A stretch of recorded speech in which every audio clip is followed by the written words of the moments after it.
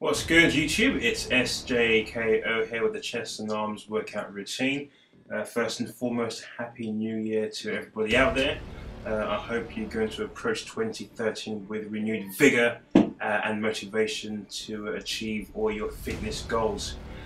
So what do? I start off here with the barbell bench, 6 sets of 3 on about 31.5 kgs on each side. Now it's meant to be explosive and dynamic. I know Jason, I think it's Blaha on Ice Cream Fitness, has a video where he explains the benefits of doing this movement, and again this is a variation on Layne Norton's PHAT routine.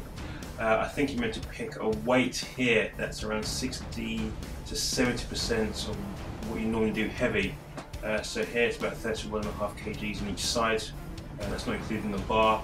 And you are meant to explode into the lift, maximum explosion. Again, it has to be controlled, it can't be too jerky, and I hope that this demonstration here does do it justice.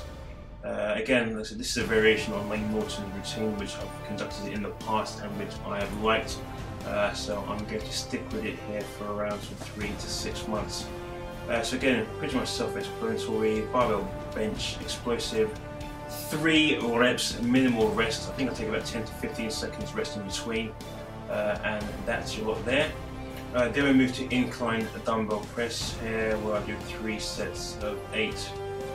Now, ordinarily you should have, I think it's about a minute to a minute and a half rest period, but this for me was quite a heavy weight.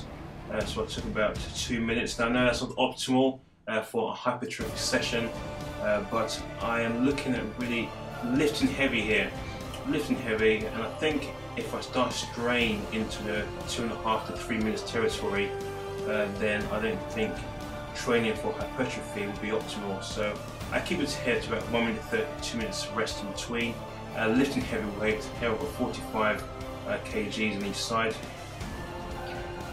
Almost, I think, broke my elbow, shoulder rather, on that last rep. But I felt good and I felt strong. Then we move to dumbbell hammer press. Again, 3 sets of 12, pushing it up and down in a controlled fashion.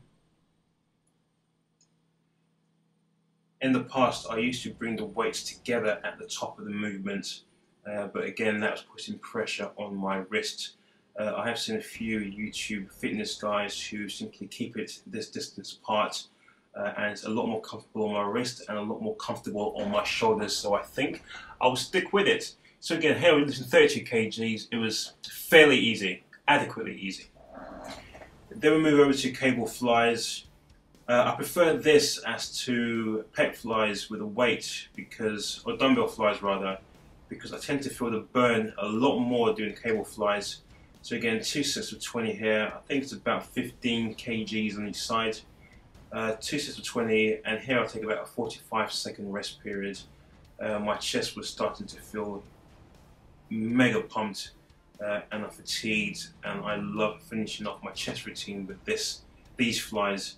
Huge pump, huge burn, and again, I think my forms are pretty much okay here. I know guys sometimes tend to be a tad upright. Some guys like to use a very straight arm movements, but I think slight bend of the elbows, and I thought it was fine. Now to my weaknesses, my leg and body part, biceps. So here I'm doing just 3 sets of 8 with a 45 kilogram barbell. I know the form isn't 100% spot on, but I think this year what I'm going to be doing is lifting a lot heavier and trying to maintain my form, because my biceps really need to start growing. So I squeeze out here, 3 sets of 8, I'll take a 45-second rest in between. Then we go to sort of the high rep routine, dumbbell bicep curls. Again, pretty much self-explanatory, 3 sets here, sorry, is it 3 or 2 sets of 12. So high rep, again the weight, nothing huge, because I would rather do my heavy set on the barbell. So again here, starting to feel fatigued, starting to feel pumped. I can see my front delts coming into play here, but again, I don't think my form is too terrible. But of course, I'm open to any advice or feedback, so feel free.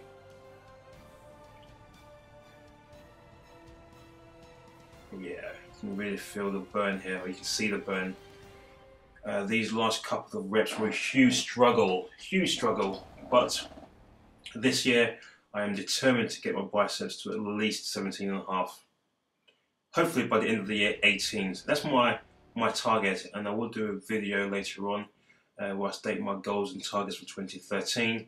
But one of them is definitely to get my arms to around 17.5, 18-inch biceps by the end of the year. So December 31st, expect to see SJKO with 18-inch biceps.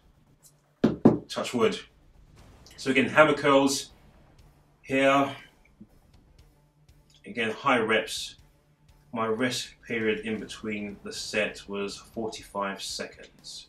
I tend to have a higher rest period if I'm doing heavier weight and a lower rest period if I'm doing medium or low to medium weight. I think it's important to hit both heads of the biceps, and you do that with dumbbell, barbell and hammer curls. Yep, there's the pain etched on my face. The burn, baby burn. Then we move over to skull crushers. Again, I'm hoping my form is good. I do see guys whose elbows are as robotic as can be and static, but I think this movement here, I am working my triceps. I do feel it working my triceps. I don't think my form is completely piss poor here.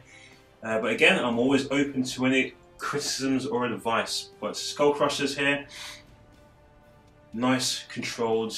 I think you can see it is hitting and activating the tris. And here, 3 sets of 12 on the tricep, the V-bar attachment.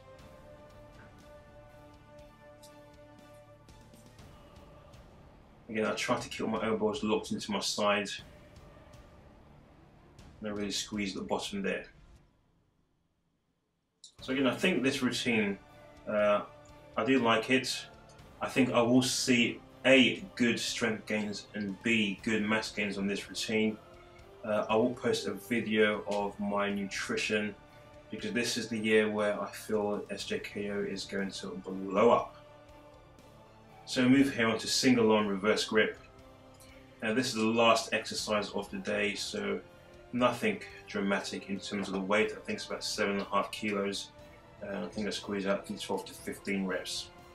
2 sets, and the rest period is literally about 10 to 15 seconds.